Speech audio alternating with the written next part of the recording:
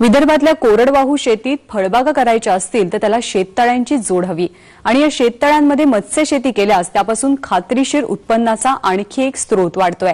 हीच बाब लक्षात घेऊन वाशिम जिल्ह्यातल्या वागलूजच्या कैलासराव देशमुखांनी आपल्या फळबागेसाठी शेततळं घेतलं आणि त्याला मत्स्यशेतीची जोडही दिली आहे।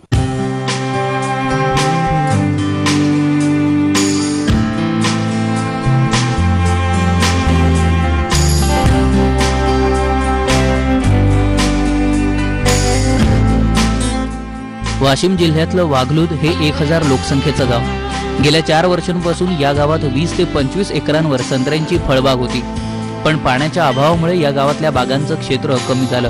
यावर उपाय म्हणून कृषी विभागाने गावातल्या शेतकऱ्यांसाठी शेततळी दिली। कैलास देशमुख यांना सुद्धा कृषी विभागाने शेततळं दिलं। सुरुवातीला याचं खोदकाम करताना गावातल्या शेतकऱ्यांनी त्यांना वेडं ठरवलं, पण गेल्या 2 वर्षांपासून या शेततळ्यामुळे त्यांच्या संत्र्यांच्या बागा तर वाचल्याच, शिवाय मत्स्य व्यवसायासारखा खात्रीचा व्यवसाय देखील सुरू झाला। त्यामुळे कैलासरावांच्या शेतीला फायद्याच्या कलमाची जोड मिळाली। शेततळे 24x24चं शेततळे, त्याच्यात कृषी विभागामार्फत शेततळे आणि कृषी विज्ञान केंद्रामार्फत मत्स्य बीजाचं रोप टाकलं। त्याच्यात 2000 रोप टाकलं, 1000 कटला, 1000 सायब्रीन, हे असं 2000 रोप टाकलं। त्याला खाद्य सुरुवातीला 8-15 दिवस शेणखत, युरिया, शेणखत, सुपर फॉस्फेट याची मात्रा करून दिली, टाकली। उपलब्ध जनावरांसाठी जो सुग्रास होता ते टाकला। या कामात त्यांना करड्याच्या कृषी विज्ञान केंद्राची मोठी मदत मिळाली आहे। मत्स्य व्यवसाय सुरू करण्यापूर्वी त्यांनी राष्ट्रीय मत्स्य विकास मंडळातर्फे 10 दिवसांचं प्रशिक्षण घेतलं होतं। शेततळ्यामध्ये पाणी भरताच ऑगस्टमध्ये कृषी विज्ञान केंद्रामधून कटला माशांचे 1000 आणि सायप्रिनास माशांचे 1000 बीज त्यांनी सोडलं। त्याच्यात 600, 700, 800 ग्राम पर्यंत माशाची वजन आहे। शेवटपर्यंत ते 800 ते 900 ग्राम पर्यंत वजन जाईल त्याचं। त्याच्यानंतर त्याचं उत्पन्न नाही म्हटलं तरी 50,000च्या जवळजवळ उत्पन्न मिळेल। एकूण पूर्ण खर्च शेवटपर्यंत 10,000 रुपये खर्च लागेल। उत्पन्न 50,000 रुपये, निव्वळ नफा 40,000 रुपये राहील। सुरुवातीला करताना सर्वच लोक हसले, पण आज सर्वच म्हणतात आम्हाला करायचं। तर हे सर्वांनाच करायला पाहिजे।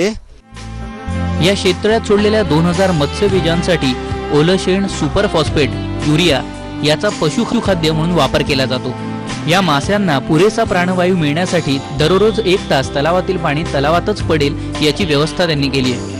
साधारणतः शेततळ्यामध्ये 24x24 मीटरचा जर विचार केला, याच्यामध्ये या शेतकऱ्याला साधारणतः 800 किलो मासे उत्पादन होऊ शकतं।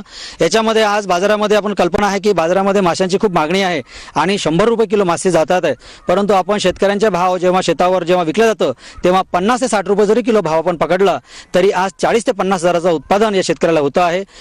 या शेतकऱ्यांनी साधारणतः 10,000 रुपये खर्च खते आणि पूरक खाद्याच्या मात्रांकरता यांनी केलेला आहे। याच्यामध्ये 40,000 रुपये 7 ते 8 महिन्यामध्ये शेतकऱ्याला मिळू शकतात। ऑगस्टमध्ये तलावात सोडलेलं मत्स्यबीज नोव्हेंबर महिन्यात तपासलं असता कटला 800 ते 900 ग्राम आणि सायप्रिनास 500 ते 600 ग्राम वजनाचं झाल्याचं त्यांना आढळलं। शेततळ्यातील माशांची वाढ बघता मार्च-एप्रिल महिन्यापर्यंत या माशांचं 800 किलो पर्यंत उत्पादन मिळू शकेल। मत्स्य शेतीसाठी त्यांना 10,000चा खर्च आलाय, तर माशांचे ठोक बाजारातले भाव पाहता त्यांना खर्च जाता किमान 40,000चं तरी उत्पन्न मिळण्याची अपेक्षा आहे। विदर्भातील शेतकऱ्यांसाठी आशेचा एक नवीन किरण।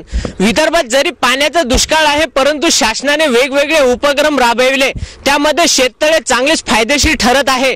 या शेततळ्याच्या माध्यमातून काही शेतकरी मत्स्य व्यवसाय सोबत जोडधंदा करत आहेत। शासनाने अशाच पद्धतीचे आणखी उपक्रम राबवल्यास त्याचे परिणाम दिसू लागतील। प्रणय निर्बाण, स्टार माझा, वाशिम। 7:12च्या बातम्यांमध्ये वेळ झाली का छोट्याशा ब्रेकची। पाहत रहा स्टार माझा।